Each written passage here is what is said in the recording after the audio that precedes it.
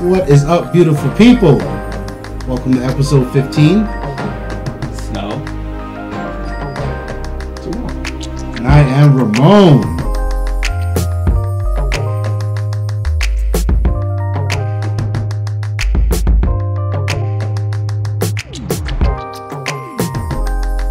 The good folks at RIM decided to tease us with a little Blackberry 10 love.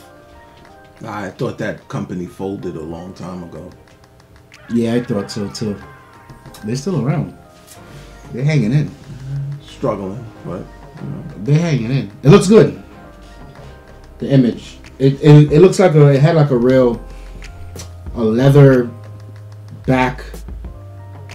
Son, the 9900 had a leather back. But that's the thing. The 9000 had a leather back. But those were good devices. Those are well-built devices. They know how to make devices. Well, I mean, until the trackball stuck, it have rendered the device useless. But I think the best Blackberries had the thumbs. Remember the thumb scroll? Yeah, the thumb scroll. The thumb scroll was the best. If you're an email whore, there is not a better way to go through emails. I always thought than they with should that have did thumb. both. They should have did both. Yeah. Right. Yeah. I thought for a moment they did, like for a brief moment. No, it was either one. It seems like they're going for a rich look. Definitely looking. They're not going the Apple direction, the Windows direction, the Android direction. Well, Androids are pretty there's no set look for an Android phone. No. Windows phone. There's no set look either, but they're distinguishable. I think I can identify a Windows phone without seeing the operating system. I think it's a little safe to say that Nokia is defining that look. Yeah, I agree with that. Considering that the other two players are trying to look like them now. Right, I can agree with that. So with BlackBerry, there seems like they're redefining themselves, and they have to, of course.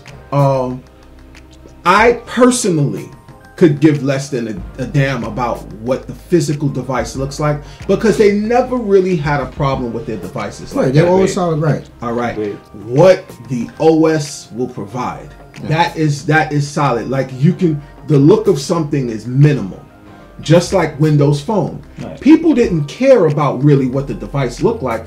They were interested in what the OS was like because Windows Mobile became such a letdown for some people. Not all, because I love my Windows Mobile. Yeah. So I think that's really what we all want to see with BlackBerry. I'm not worried about the hardware though. Yeah. Yeah, I mean, just to the point of the hardware, I mentioned this in the last video in episode 14 about the playbook and how beautiful that thing looked. The problem was under the hood, not under the hood as far as spec wise, but the development, the OS itself. Like if the developers can't do nothing with the product, it's DOA. Yeah. Yeah. Definitely. And that was DOA. Yeah. That was the definition of DOA. That thing is beautiful, man. I think that's still, to this day, until I get more hours on this, to this day, I still think that was the best on-screen experience for me. Yeah. Next to OS X, that's what was OS X is Apple. What was Palm? The XP Touch, the WebOS. WebOS is nice. Yes. A lot of people liked WebOS. Yeah, you crazy? WebOS had such a Palm in general had such a cult following, and rightfully so. And what's crazy is a friend of mine, I actually worked with. He was in web design, and he was telling me about how he had a Palm device early, and it surprised me to hear him say that he had a Palm because it wasn't for everyone. You know what I'm saying? If you use the Palm device, I love my Pre. My Pre was awesome. But the Pre's came later. Then it was really just Palm. Right. When it was just regular Palm, they were pretty good too. PALM. Right. Circle. And that was it. But Palm always had underwhelming hardware. Yeah. That was their thing. The Pre was their best. Yeah, and that was underwhelming spec. Right. That was like what, 300 and something. Or was it 5?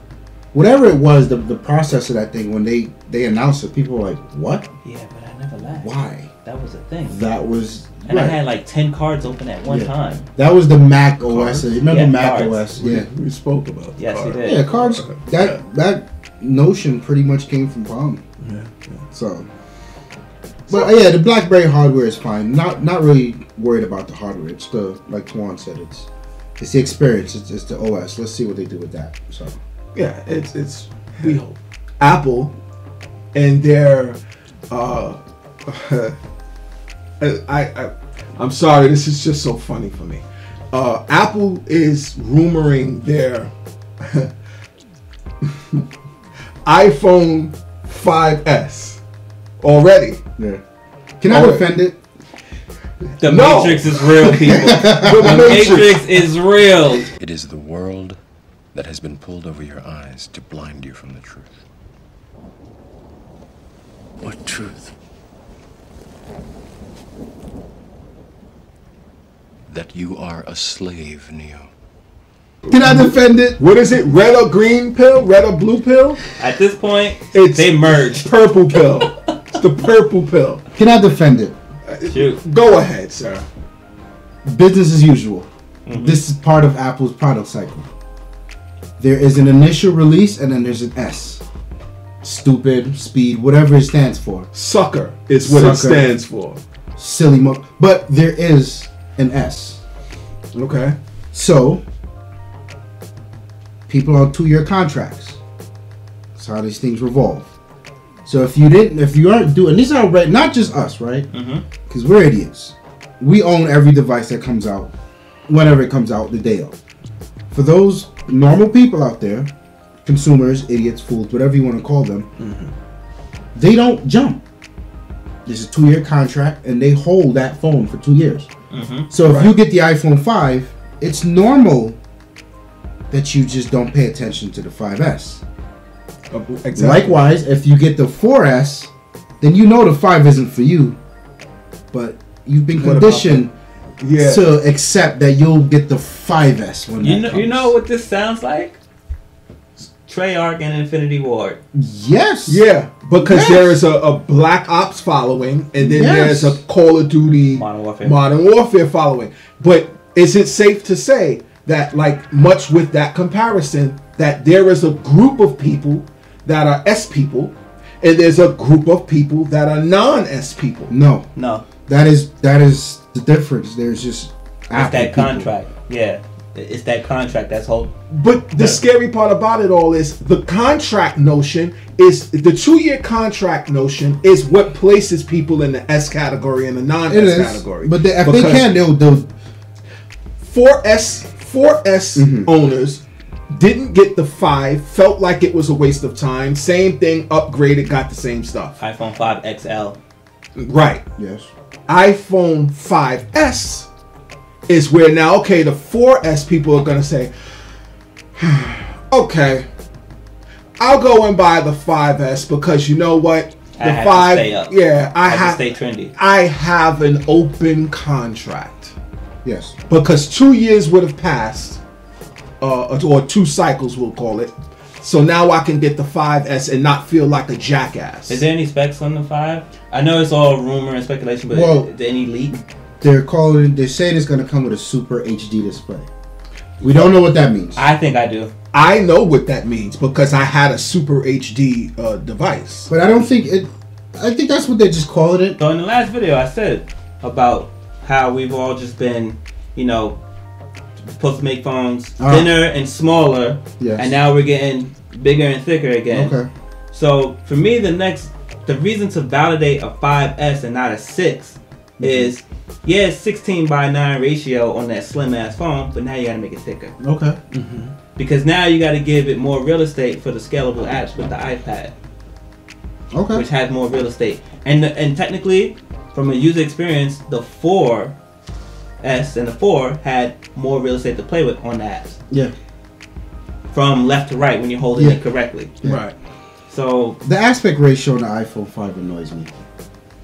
The aspect ratio on the iPhone 5 is utterly ridiculous. But don't you even? You're a Galaxy SG3 advocate. The aspect ratio on the Galaxy SG3 annoys me. Perhaps. I really can't say exactly why. It's full screen. The aspect ratio, unless you set it to not change the aspect ratio, it's full. Sir, it seems whatever. Yeah. So they're saying Super HD display, right? And that's normal, right? Newer phone, better. Of course. It's funny that the analyst didn't say Retina 3, whatever. NFC, one of those clown features that should have been there. Which should have been in the first one. I like NFC. But it should have been there in the first 5. Yes. Now you get into that, you nickel and diamond people. Right.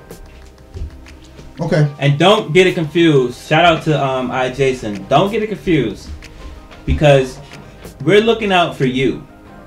You can't nickel and dime people unless they're gonna keep buying your shit. Keep buying it. But you can't nickel and dime people on stuff that's supposed to be in there already. I mean, how many phones from the Android market had NFC? My SG2 has NFC. Right. Yeah, it does. And the iPhone doesn't work with the SG3. But. Right, but it still has it. Yeah. The iPhone is supposed to be the superior product, and it hurts me to see it. They milk it like that because people are gonna just wake up. And this is just the phone. We're not talking about anything else, but just the phone. Well, actually, I'm speaking about the iPad too. But you just bringing it down notch by notch. You know, I don't think that's cool. As a consumer, I don't think that's cool either. It's not. Hey. Can I read an excerpt from the little piece I wrote on?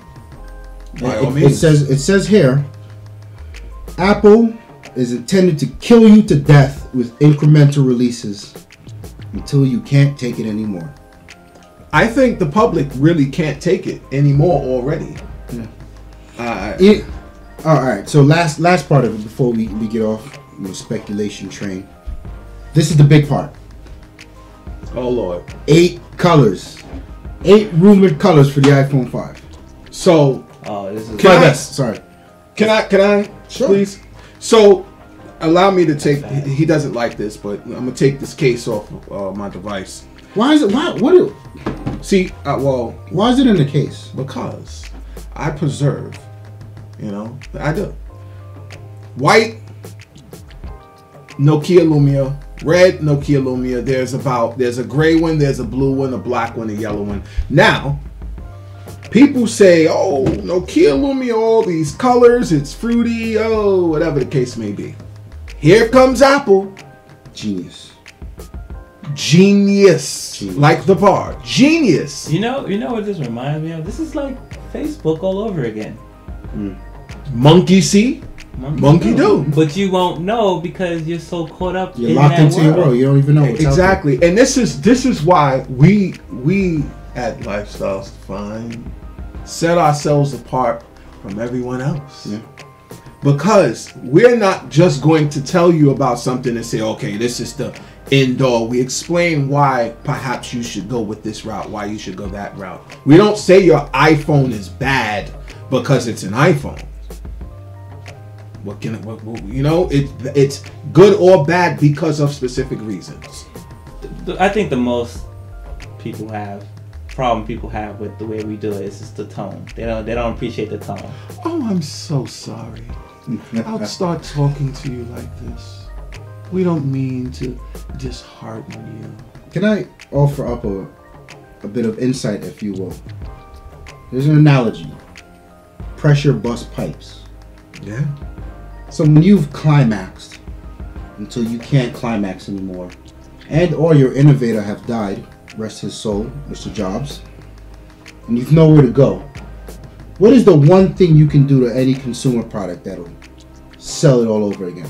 Copy what other people are doing. No. Next. Rebrand. No. You paint it.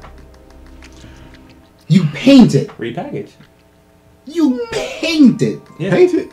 Yeah, I can agree with that. So when the 3 series don't sell anymore, when you reach the epitome of your class with a BMW 3 Series, have you seen the Frost Black? Ha ha ha! It's a whole new ball game. You're right. Cadillac does it. Does this speak to where Apple is right now? Are they reaching? Are they predicting they're desperate? I'm gonna tell you what I hope. I hope this 6 is revolutionary. No. I hope.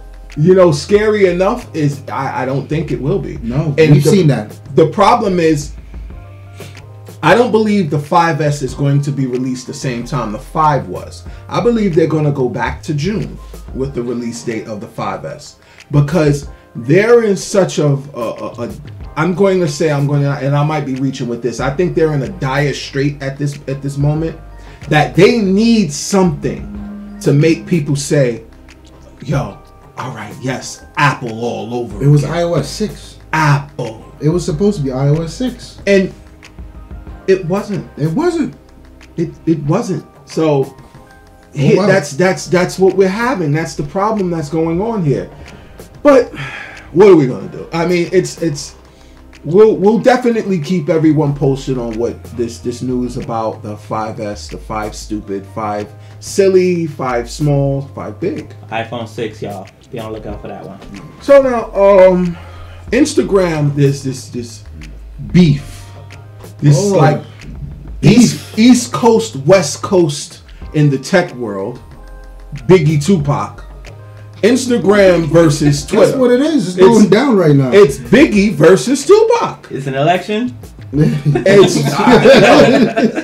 So Instagram has this has waged war, or is it Twitter that waged war with Instagram? It's Instagram. Yeah, Instagram pulled out first, right? It's Instagram. So basically, you know when you're on twitter.com, the website, right?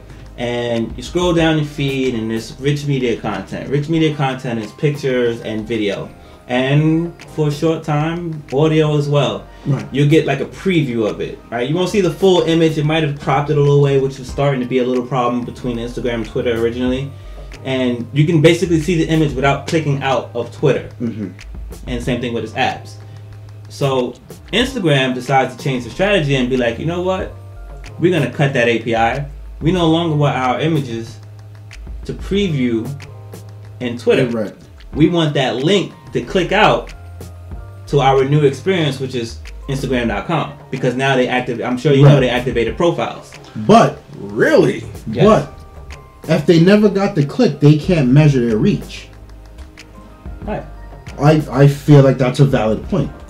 Right. If people just look at the picture, which is the point of a picture, right? Okay, but Instagram as an entity can't measure their reach. Right. So the war is about what we're all fighting for these days: monetization. This is the reason why your YouTube videos get hit with acclaim, even if it's not to suspend your account. They just want to get, like, you use a song, so they want to get that album mini at the bottom of your thing. You guys have no idea what we go through. The monetization is what they're fighting for. You get what I'm saying? Without monetization, you can't sell ads. Yeah. Instagram, at the end of the day, needs to make money.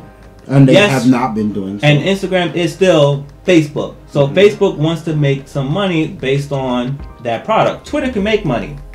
You got tweets. You got promoted tweets.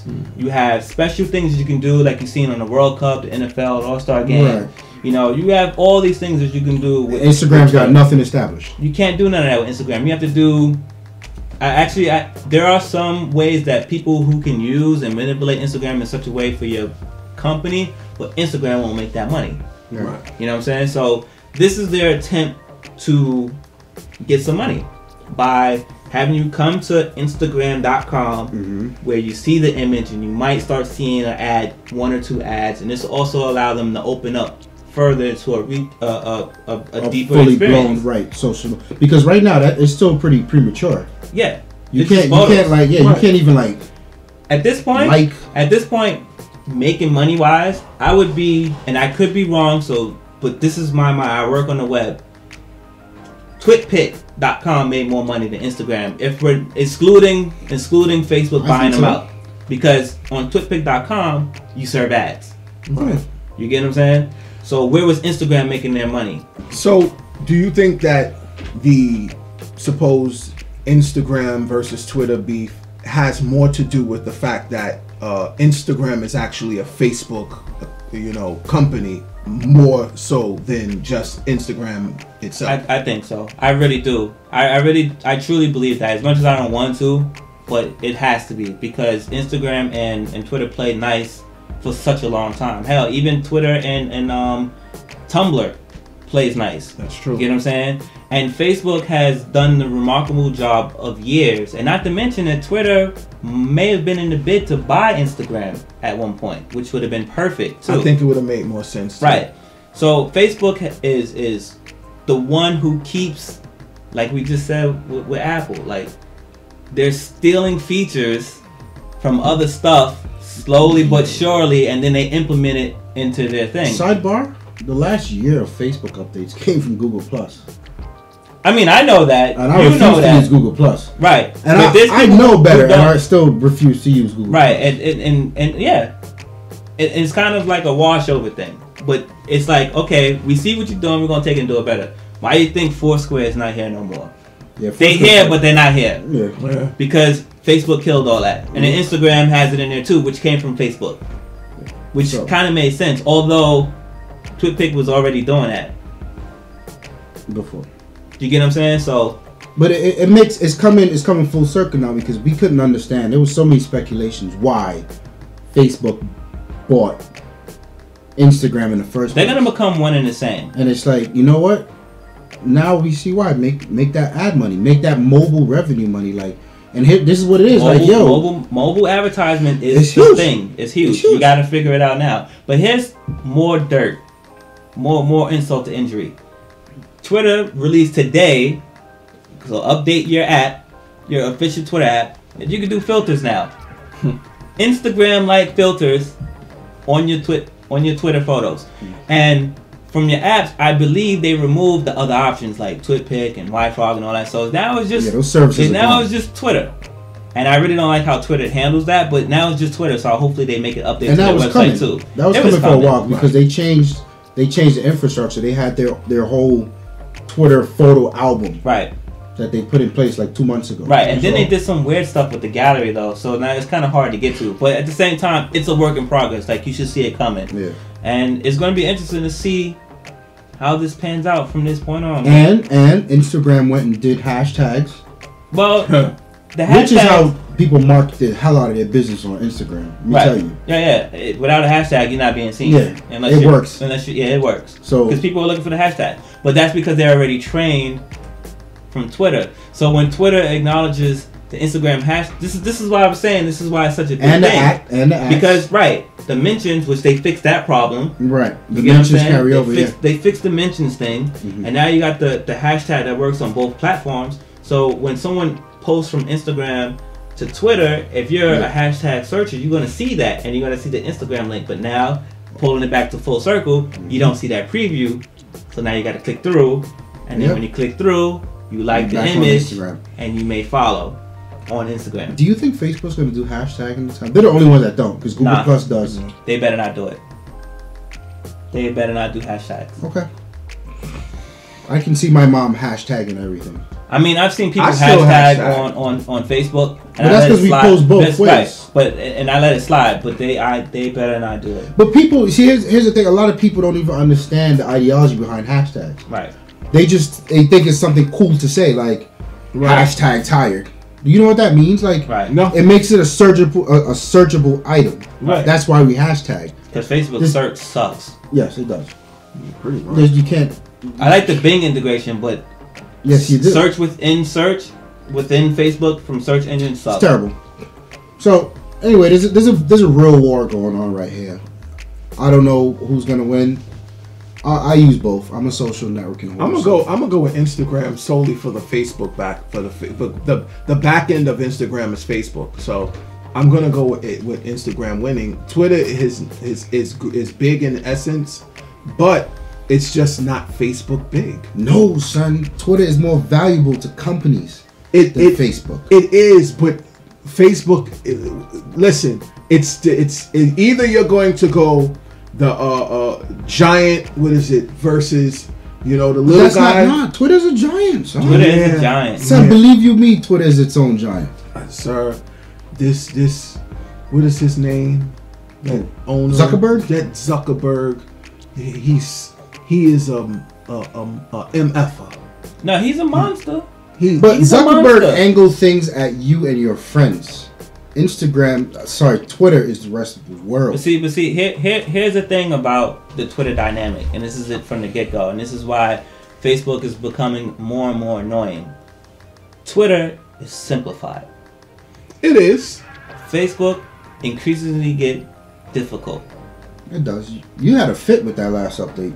Yeah, I think it's the worst update they could have done. I wasn't. And I'm a technical person. When I do design, I have to think about it from all aspects and all ages. When your platform blows up and now you have people over 50, and for this day and age, people over 50, that's that talk of I'm still kind of new to the internet. Yep. That timeline shit and all that other shit that they've done is not accessible to those people. My mother has no idea how to change her default profile. And I've showed her 4 times. Yeah. That says a lot. Well. So I don't know. I think and that's why Instagram, people will gravitate towards Instagram because it's so simple. I just post a picture. I say something. That's the end of it. You like it or you don't. Keep scrolling. Oh well. And don't add messages. Don't add private messages to Instagram. If you do that, it's a wrap. Unless it goes directly to your Facebook inbox. That'll never happen. Doubtful. I know, but still. VAIO Duo 11 Ultrabook. Windows 8. Yeah. I like it. It's pretty damn amazing. Best Windows 8 laptop, tablet, device on the market. I like it. Yeah. It's... And not from a design standpoint. The design could be better. Whatever. This thing can come with an i7, 8 gigs of RAM. That's it. It's game over. But that's a MacBook Pro with a touchscreen and a proper UI and productivity. Here they are. This beautiful device. It has kind of a slidey kind of nomenclature. So I was looking at it. I'm like, this damn device is they're gonna make me buy this, and I so want the Surface Pro. And it's so affordable. That's the only thing. That's the Surface. The Surface Pro is design. The VAIO is spec. So now you gotta weigh what means more to you. You want the pretty black thing, or you want the balls to the wall workhorse? I need the workhorse. I need the monster. Man, that thing is no joke. i7. What is it? It comes in at what? 3 pounds? Not even, right? It's something like 3. It's nice. Barely 3 pounds. Trust me, it's nice. So I think that device hasn't gotten enough shine with this Sony VAIO. Yeah, that's Sony VAIO. Well, I mean, I think if you do the comparison, you get your money's worth with that. They're not going to make the same comparison with this that they did to the iPad. I'm sorry, the MacBook Air. No, they can't. They're not going, because see now here's where people are. Like I said, it's a MacBook Pro, right? And this is where I come in and say, because I actually responded to that particular post. I forget who did it. It might have been Gizmodo. You commented on a Gizmodo post? Why not? Were you feeding the trolls? Because that's all I do on Gizmodo. I feed the trolls. Hey, they posted it. I comment. Okay. So, and I'm like, you guys really commented. I'm sorry, posted this comparison. Silly ass comparison. But here have we something, a worthwhile comparison. You understand? So yes. Now how do you there's no comparison. Yeah. That's it. And there you have it. The VAIO Duo 11, just to make sure that they know which one we're talking about. Again, reiterate, we're talking about the i7 one, not the i5 one. Which is even a good point because you can step it down. You can configure i7, i5, or i3. You can have it with 8 gigs of RAM, 6 gigs of RAM, or 4 gigs of RAM, 128 or 256 SSD drives, and NFC included. And we're talking about with a pen. We're talking about DDR RAM. We're not talking about, right. So you can get it really affordable or really functional, depending on you. So this is right for businesses and it's right for creatives alike. I'm going functional. This thing is no joke. i7. No joke. An i7. Very nice.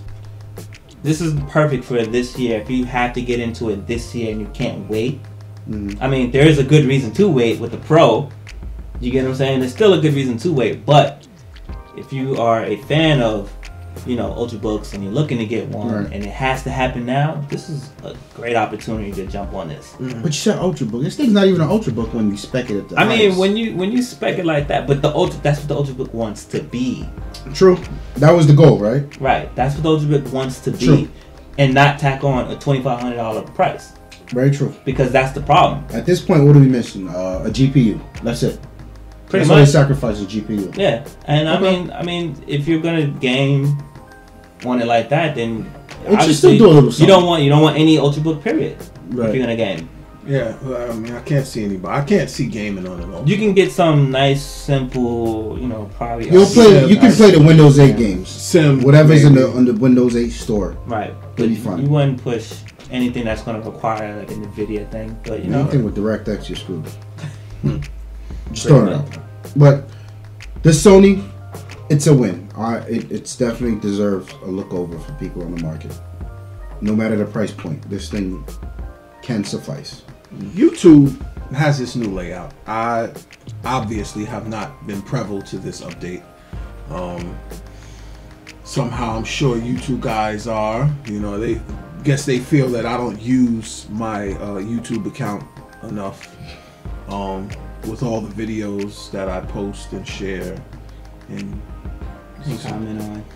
Yeah, you know, I don't know. So can we get a breakdown of what exactly has changed? So this is still a rollout phase. It's probably going to click for you at any time. I see you have the header of yours has one iteration of it.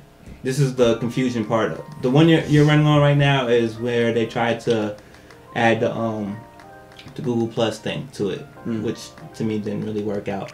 But it seems like YouTube/Google's been doing their homework, because now the layout is wide. This is definitely a wide man's resolution layout. You can tell. For TV. Yeah, very good for TV. If you look at the top part of it, YouTube has become significantly smaller and thinner, pushed all the way to the left now, and then your account, your name is pushed all the way to the right, and now it's like a little drop down thing. 3-column layout as usual. On your left hand side, YouTube's been struggling with how they were going to do this. I've been put on a lot of their betas for some reason. I don't know why. One account may have one, another account may have this, and our accounts definitely would be like, none of them were the same, and I guess they were trying to fill it out. And I did send feedback through all of them. And you know, one of the things with this is to help with discovery of new videos. And to me, I think this is a good thing and it's a bad thing. It's a good thing because if you are watching certain content, you will find more content like that. Right? And it will find very similar content, if not the same exact content, but from a different user, which obviously we all know that's a different view on what that is. The bad thing is you're going to start getting the premium dudes in your shit. That's what they pay for. Right. Pretty much. Now, there's no beef with the premium dudes. We hope to become these premium dudes for a chance. But if you like to surf a certain way, it's like what they've done is created Google.com search. And Google.com is inefficient for me. So Bing is? No, it's still not. Not yet. But it's getting there. It's getting there. It's getting there. You get what I'm saying?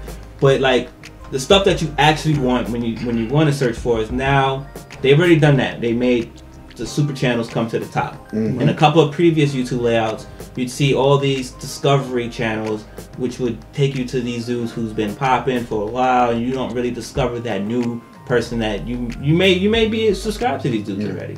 You get what I'm saying?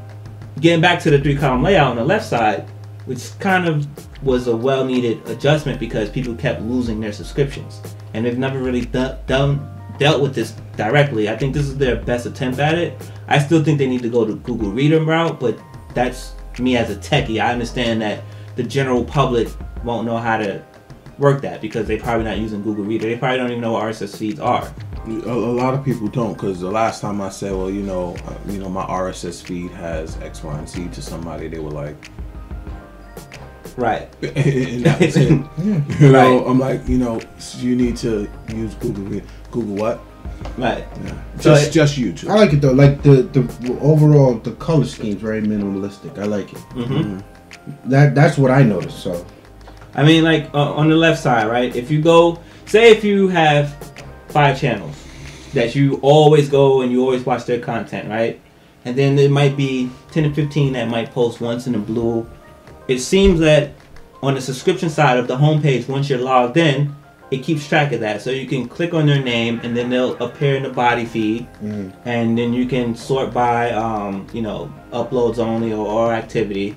And you can get those top 10 or 15 the way you want. Then there's also a filter as well. So you can kind of type in if you remember the name or something like that. Okay. So at this point, it seems very workable.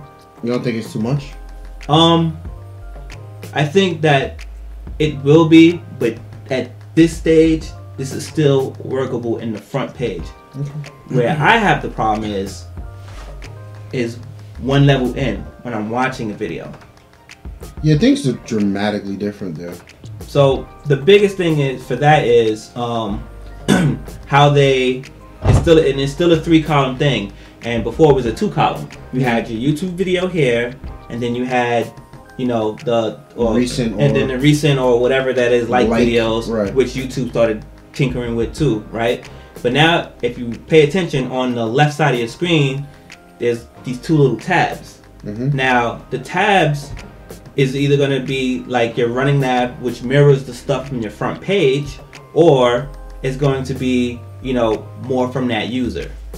Right. So it can probably or more from what to watch, right, which is their version of feed or whatever you want. Right, which they're trying to recommend to you. It's good, but here's the thing: when I discover a video, or if I get to someone who I haven't seen in a while, and I might have missed 5 videos, I have to now click onto the number of videos next to their YouTube name to get to the video page, versus before, when I can just click the little thing, it'll spread, and I can just scroll.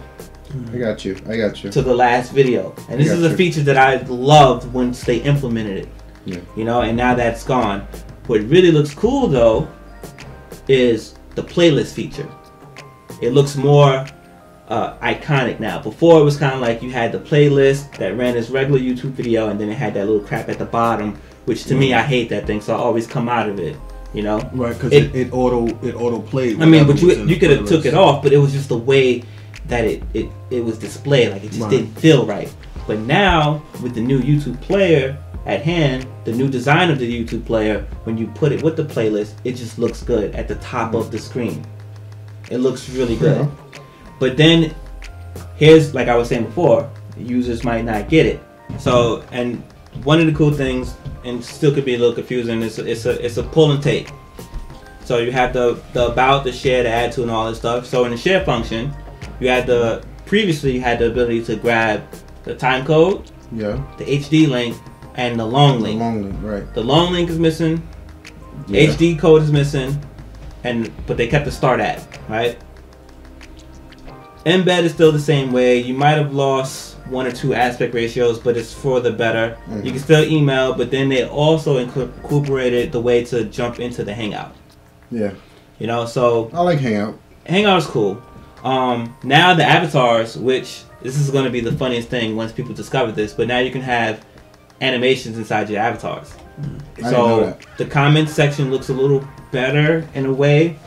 It takes a little getting used to, but it seems very simplified. Like Google, the YouTube is starting to look more and more like the Google Plus environment. Okay. And this may be an attempt to help save Google Plus, to make it a little bit more accessible, because at one point they were forcing mad people to sign up with the Gmail account, which automatically gives them a Google Plus account. And my boss is gonna hate this. This is why you have the numbers, because if you had Gmail anything or Google anything, it was automatically giving you a Plus account.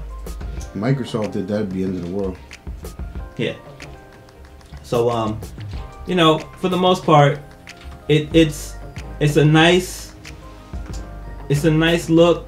I still feel like it should be touched up a little bit. It's cleaner overall, though. I mean, like it. Yeah, it's cleaner. The channels pretty much still look the same, even the way you you browse videos in the playlist. Yeah. But the most impressive thing about all of this is when you're watching in the playlist view. I think that's the best thing, because I didn't like the way it looked, and I've seen outside YouTube sites handle playlists better than they did. Third party. Yes. Yeah. Something that wish we could view on YouTube, but I'm sure Sony will not allow it. It's the Batman. Does Sony own that? Nah, Sony ain't got Batman. So Sony's invested in Spider-Man. Really? Who the hell owns Batman? Well, it's a Warner. It's Warner. It's Warner. Warner. Oh. It's Warner. But let me tell you. I guess. Man, that is top of my list of movies.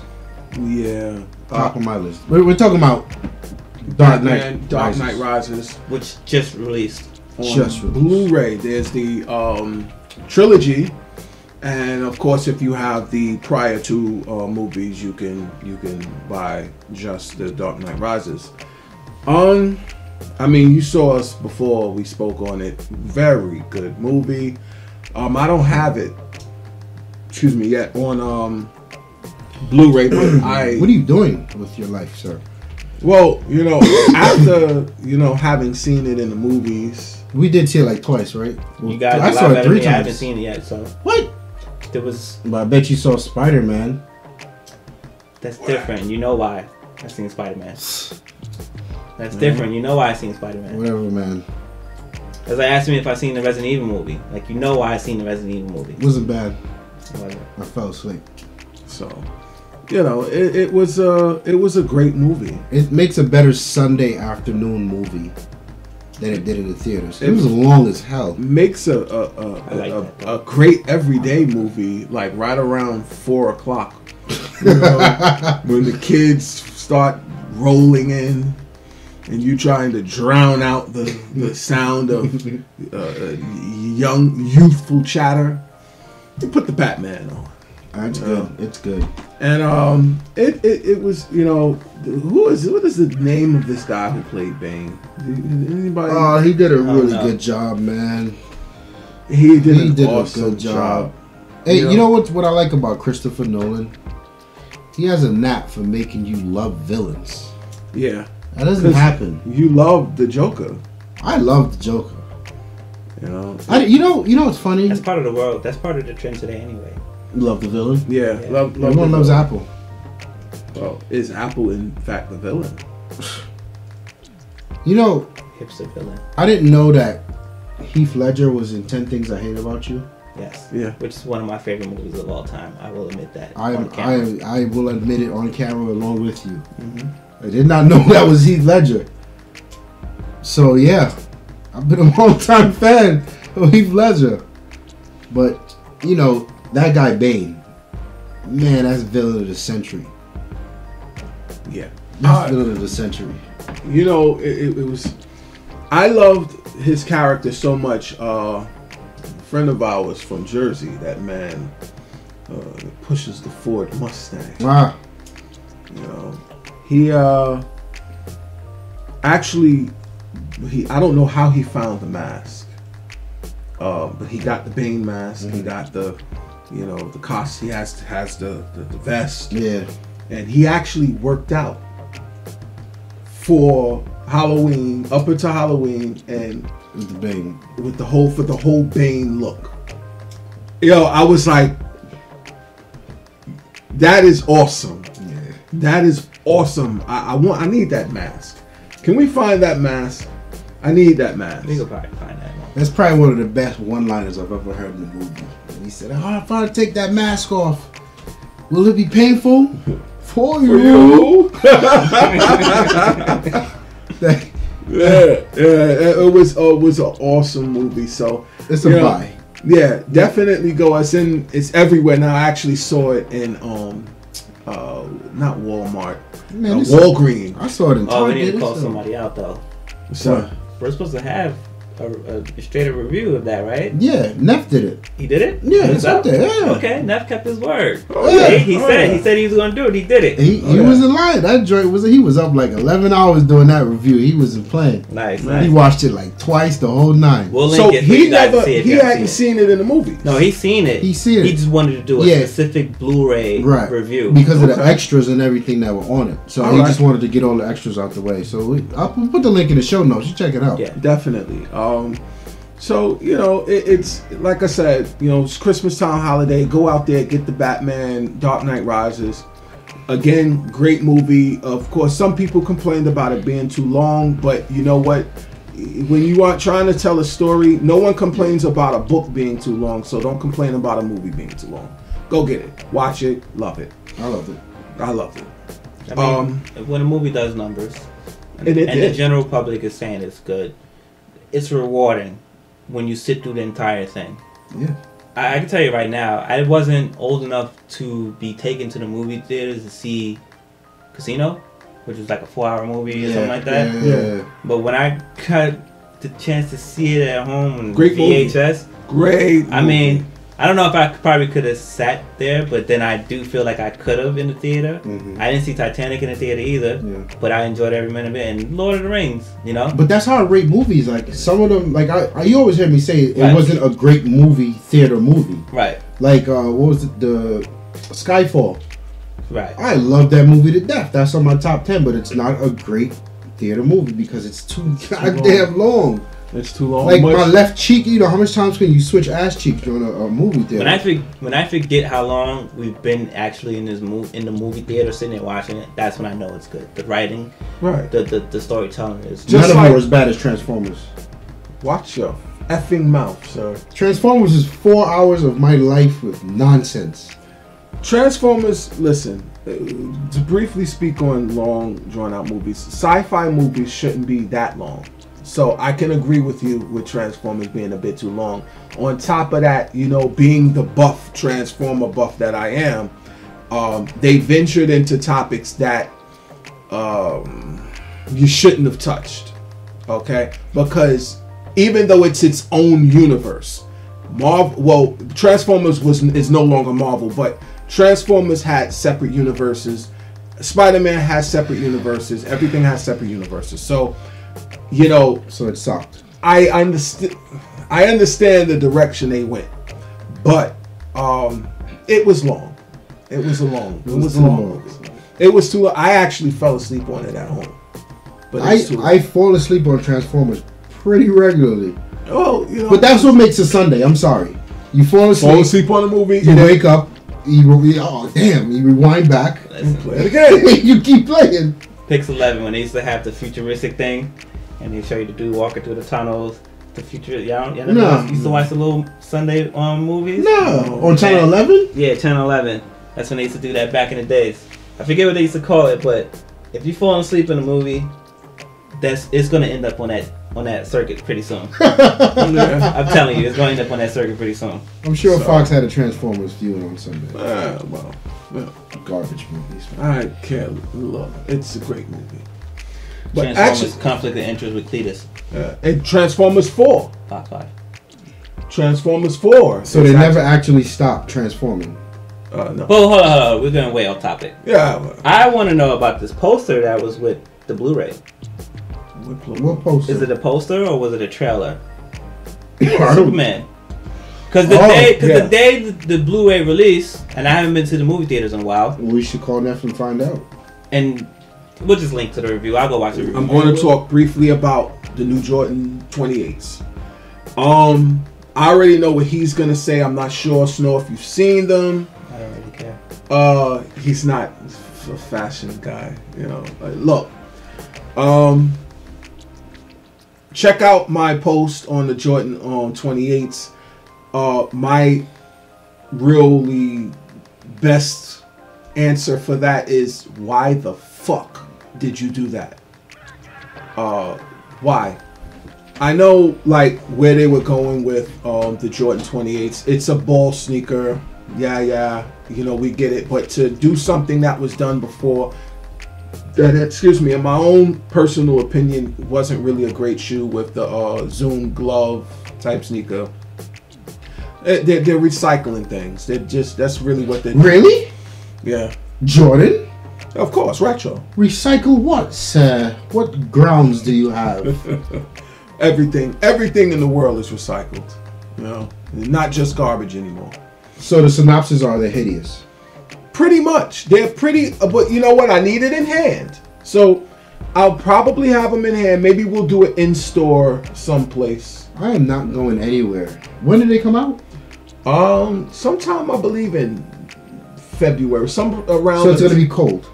Yeah. Not leaving my house to go preview some ugly sneakers. I'll be out there somewhere, and you know we'll have some info on that. On to more better looking Jordans. So we have here.